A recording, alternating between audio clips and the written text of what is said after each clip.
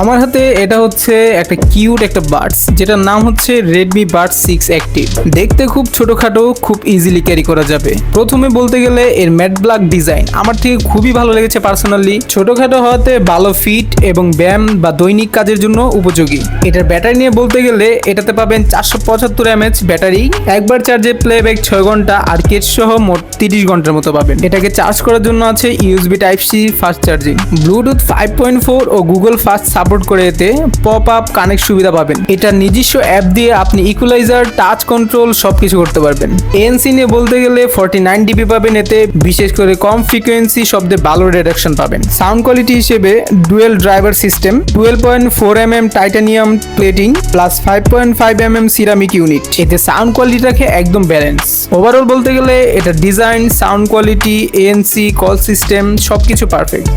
এই প্রোডাক্টটি পারচেস করতে চাইলে চলে যেতে পারেন মুন্সিগঞ্জ আইটি ফেসবুক পেজ অথবা www.munshiganjit.com.bd তে।